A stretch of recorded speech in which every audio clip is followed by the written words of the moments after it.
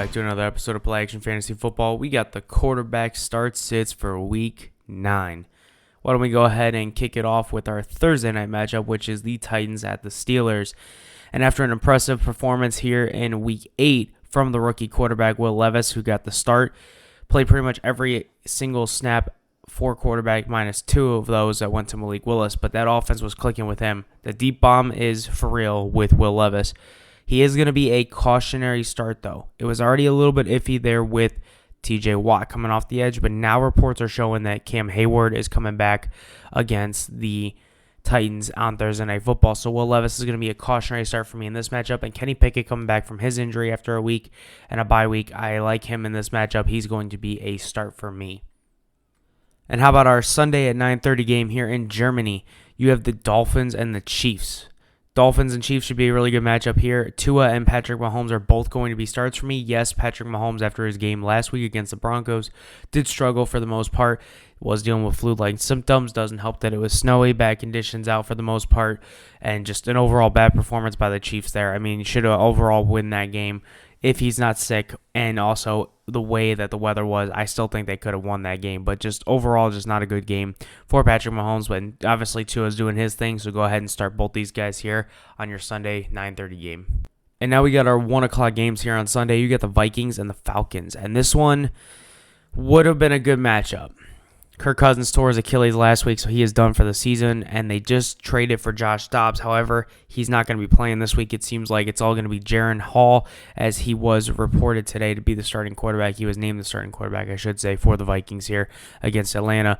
Now he also is going up against Taylor Heinicke. Now in this matchup, I'm going to sit Jaron Hall, and I'm going to start Taylor Heinicke. Heinicke has proven himself to be a decent fantasy performer, and the Vikings are in the bottom 25 when it comes to defense against quarterbacks. They give up the 26 most points to quarterbacks, which is why I'm not opposed to having Taylor Heinicke as a spot start for this week. If you have a Trevor Lawrence or an injury coming from one of your other quarterbacks, is not a bad option. Next up, we got the Bears and the Saints, and Tyson Bagent is going to be the starting quarterback, it seems like, for the Bears here in this week. Justin Fields is still questionable with that injury. We'll end up seeing him probably back next week, in my opinion. I don't think you're going to see him this week, even with that questionable tag on him for Sunday. I still think it's going to be Tyson Bagent going into this game against the Saints, and for that reason, I'm going to go ahead and sit him. However, Derek Carr, on the other hand, has been playing pretty well for a fantasy quarterback. He's been putting up a decent amount of points. He's more of a floor. He's a consistent floor, get you about 16 points. But hey, sometimes you just need a quarterback for a week or two, or matchup-wise. This is a good matchup for him against the Bears, who are 25th against quarterbacks. And I absolutely love the matchup for Derek Carr, especially after the comeback win on the road against the Colts. And next up, we have the Rams at the Packers here.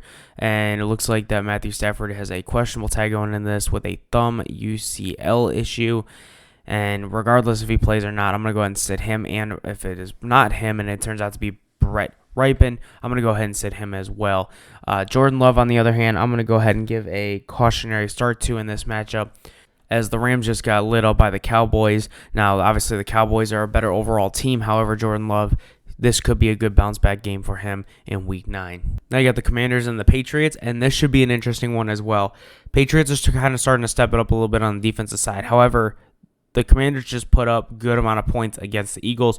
Sam Howell put up 397 yards and 4 touchdowns. Unbelievable from Sam Howell. He's starting to come into his own here in the second half of the season. Definitely seems that way as of right now. So he's going to be a start for me in this one. And then Mac Jones on the other side is going to be a cautionary start.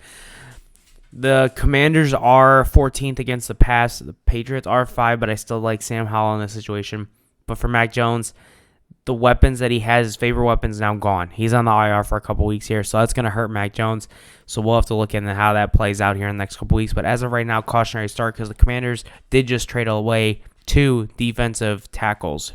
And 1 defensive end, 1 defensive tackle in Montez Sweat and Chase Young. So it could be a decent performance here from Mac Jones. I'm just more of a cautionary start on him. Not my first option, but not opposed to him if need be.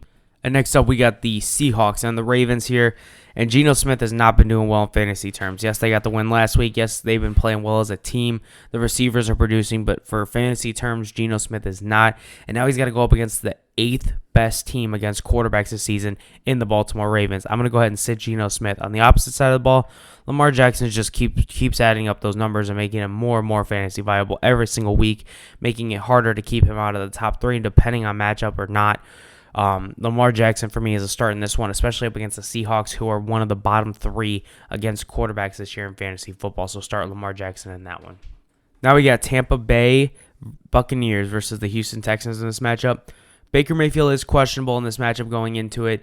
This is recorded on Wednesday, so look out for that to come out tomorrow, or to be Thursday when you listen to this. However, Baker Mayfield, I think, will end up playing. He had a questionable tag last week against the Bills, played very, very well against the Bills.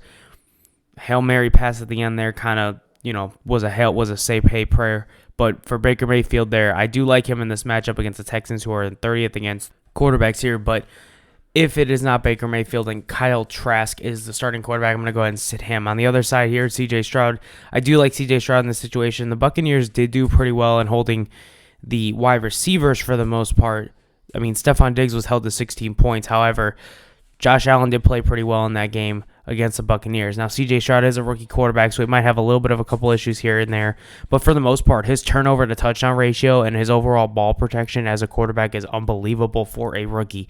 So for that situation here, I do like the opportunity for C.J. Stroud, especially if they are behind in this game. They're going to have to throw the ball a lot, which could also lead to more interceptions.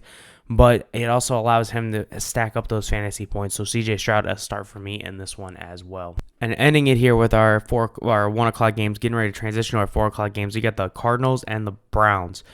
Now, in this situation, you do have Clayton Tune, who's probably going to be, or is the starting quarterback, I should say, for this week against the Browns. Kyler Murray is 1 more week, maybe 2 more weeks away as of right now. So for that reason, I'm going to go ahead and sit Clayton Tune here against the Browns, who are one of the better pass defensive teams here, as they are number 2. Opposite side of the ball, you do have the Browns, who are really messy right now at quarterback. Deshaun Watson is reported to be throwing with a little bit more zip on his pass. I do think they're going to end up sitting him out 1 more week. If he does play, though, with that questionable tag, he's a cautionary start. If you have no other option, or you have to go after somebody like Geno Smith or somebody like Jaron Hall for the week, honestly, anyone that is not Taylor Heineke, Derek Carr, or Will Levis, if they are on your waivers, I'm going to have to start Deshaun Watson in that place. He is questioned. He's a cautionary start. You can't expect too much from him after a couple weeks of an injury. I mean, it's been almost 2 months since he's thrown the ball with a lot of zip, so keep that in mind. P.J. Walker, on the other hand, I'm going to go ahead and sit him. He is not fantasy viable whatsoever, especially in a situation against the Cardinals, who are one of the worst when it comes to against quarterbacks. 4 o'clock game now. You have the Colts and the Panthers, and this one could be an interesting one in when it's all said and done here. Panthers and Colts. So Panthers are 9th against quarterbacks, and the Colts are 32 against quarterbacks. So for Bryce Young, I like the opportunity for a rookie to go up against the worst quarterback most points given up to quarterbacks is the Colts. Okay, Bryce Young in this situation as a rookie, I like the opportunity for him in this one, especially with Thielen. They're getting Chuba Hubbard involved. Miles Sanders is back from injury. He could potentially see a couple more passes in the passing game here.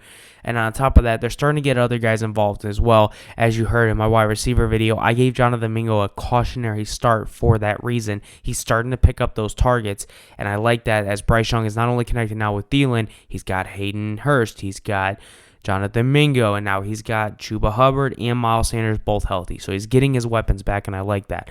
For the Colts side of the ball, though, against the Panthers, who are the 9th against the quarterback position, Gardner Minshew's a veteran. He's done it before. We've seen it. I'm not going to sit him in this situation. He is a cautionary start for me in this one, though, as the Panthers, like I said, they are in the top 10. But Gardner Minshew with Michael Pittman Jr. and Josh Downs, he has potential in this game. So if you do need Minshew and you do have him on your bench or whatever, I wouldn't be opposed to starting him. But just know you're not going to get 19, 20 points. His base level is probably going to be anywhere between 12 to 15. And now on to an atrocious game of the week, which is the Giants and the Raiders here.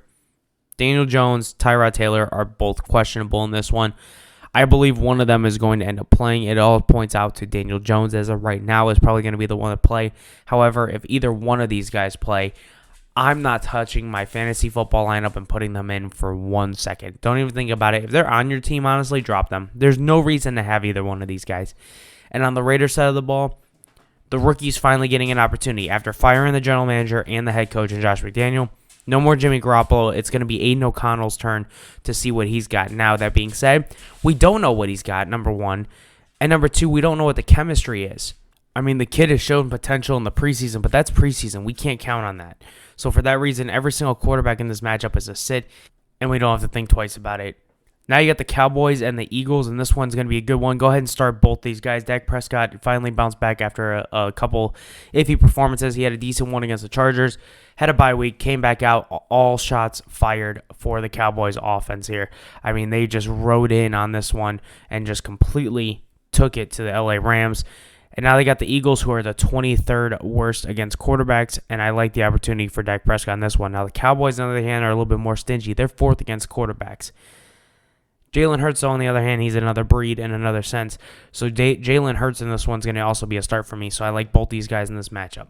Now we got our Sunday Night Football matchup, and this is a rematch from last year and a potential for first, second, third seed. Unfortunately, it ended in really bad terms.